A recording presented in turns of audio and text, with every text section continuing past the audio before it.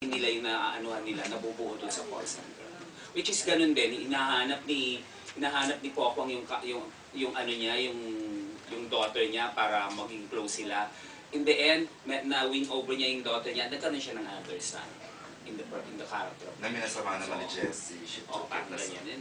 Yun yung basically yung story. It's about si EJ, meron ka ba eksena sa call center? Wala po eksena sa call center. So wala kang realization?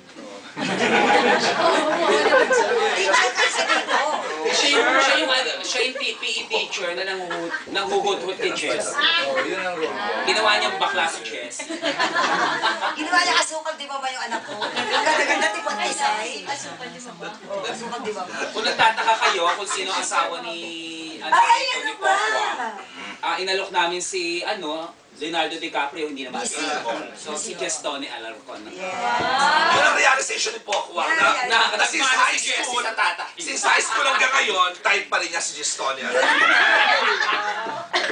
Oo, totoo naman yun. Hindi dininay. Bakit? Totoo naman, Derek. Sweet, anong realization? Ako, ang hirap magpag-girl. Yung realization kasi yun yung character ko. Mahal. Mahal, uncomfortable, suot ng high heels for 8 hours ng duty, umalis ka sa bahay, 10 to 12 hours, high heels, panty, bra, hindi siya ganun, hindi siya biro. So na-imagine ko, ang hirap pala maging babae. So technically, yung role ko, kung babae ang sinusuot niya, to pay tribute to most of the mga out kasi na gay sa call center, ganun ka-diverse, mga pa-girl sila, naka-panty, naka-bra, pero nakakatawa. Boss, lalaki pag sumasagot ng call, pero may namit ko sa Alorica, boss babae ginagamit niya. Pag kaya mo at tunog babae, pwede. Sa case ko, kasi yung original namin plan dapat i-direct. Mukha akong lalaki, pero boss is girl. Dapat sa character na ni Alex yung mukhang guys. So, sige, balik na rin na natin direct. Pag girl siya, sin panty, bra, praning, ganun. Pero boss is David ang pangalan niya pag sumasagot siya ng call. So, yun na-realize ko, ang hirap pala magpa-girl. Pero na-miss mo? Na-appreciate ko bigla yung mga kaibigan kong bakla na pa-girl na talaga na mahirap pala. Yung nota mo nakaipit sa panty for 12 hours, hindi siya biro. Puyat eh. Oo. O kung puyat. Puyat na nota. Correct. Para sa nota. Oo. At saka mas, pag gabi na, mas doble ang asim. Kasi nga nakatiklo. Bigla ako na-appreciate yung mga kaibigan kong pa-girl. Oo, bigla ako naawa. Naantig yung damdamin ko sa kanila. Napakahirap pala ng ginagawa ninyo. Kaya sila yung disabled. Sila pala yun. Disabled yung mga Pag uwi niya sa bahay, kulay violet na. Correct, may chance. Oo, or sa sobrang tagal, pag ubad mo ng panty, sumama na doon. Amang ikaw, realization. Ay, parang sa pamilya, sila kasi kailangan talaga teamwork. Tulungan sila, kasi kung di sila magtutulungan, wala silang maa-achieve. Wala bang competition sa call center field? Meron. Meron. Yun nga yung conflict ni Jessie at saka ni Enchong na parang yung pagiging team leader, ang feeling ni Jessie na naagaw niya yung pagiging team leader. So, and at the same time, nung naging close si Pokwang dito kay Enchong doon sa ang feeling niya, ninanakaw na naman pati yung nanay.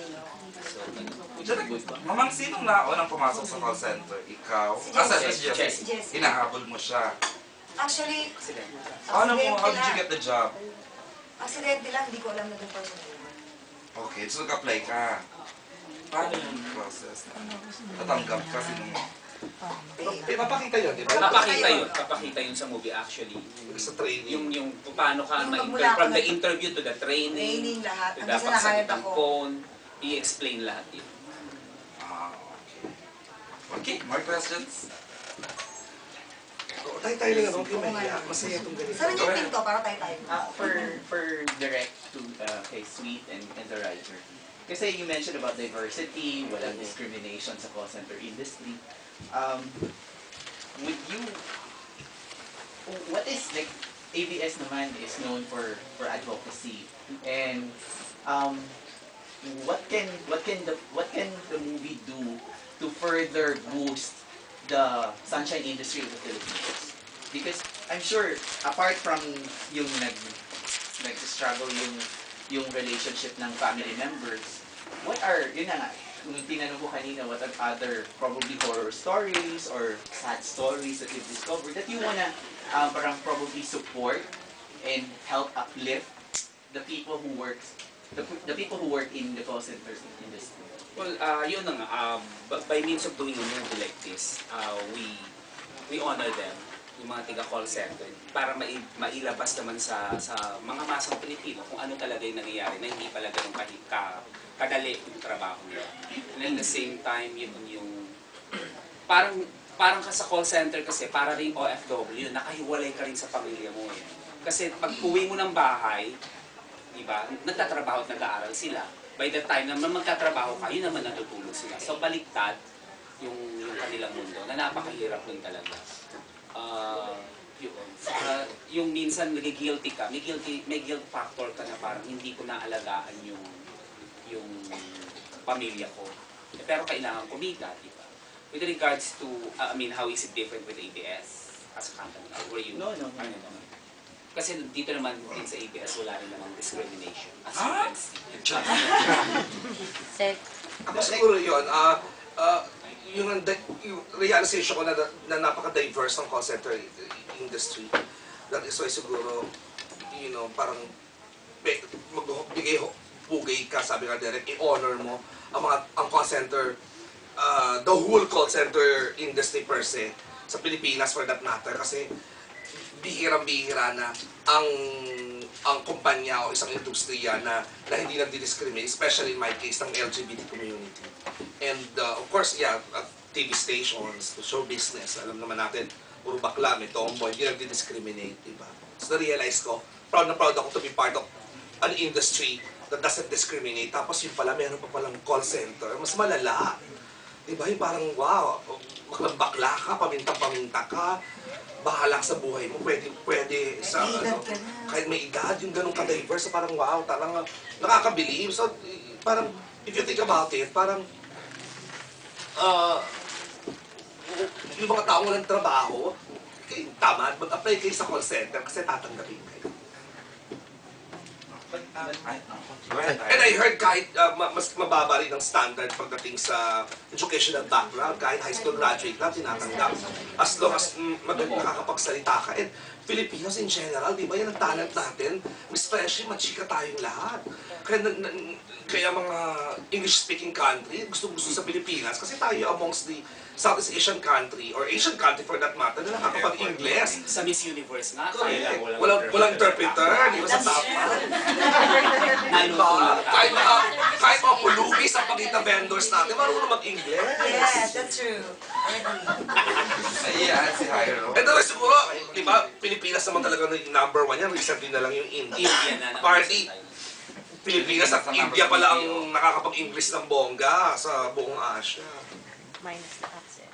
Ako feeling ko kasi as a writer, though feeling ko na-explore naman to, though hindi naman siya ganun ka-abrupt or very direct. Pero parang feeling ko kasi na-address yung issue naman na, kasi kadalasan karamihan sa atin, we see call center job as just a transitionary job. So parang hindi tayo magtatagal dito. Ganyan. Bakit nga ganun, may ganung perception? So parang feeling ko kasi kung paano kinarakterize yung mga characters nila dito sa pelikula, kung paano inatake yung attitude ng isang call center job, mararamdaman mo na hindi siya transitionary, kundi isang way of life. Parang it's a choice na pipiliin mo dahil masaya yung trabaho mo. So ganun naman yung atmosphere na kinrate ni Direk sa call center milieu niya, na masaya maging call center agent. Masaya na mahirap. Masaya naman. Okay. Go ahead. Kuya, ay nakasabi. Speaking of perception, direct we discuss ba dito yung one of the popular perceptions among call center agents pasintaga yung promiscuous sa sex, yung mga ganun. Was it about the... Most of the yung HIV positive karamihan ng gay na nag-work sa... Hindi eh. Oo, hindi. O dami! May mga subtle insinuation like sa character ni Alex kasi nag-grinder siya. Grinder. Kasi pag yung nawawala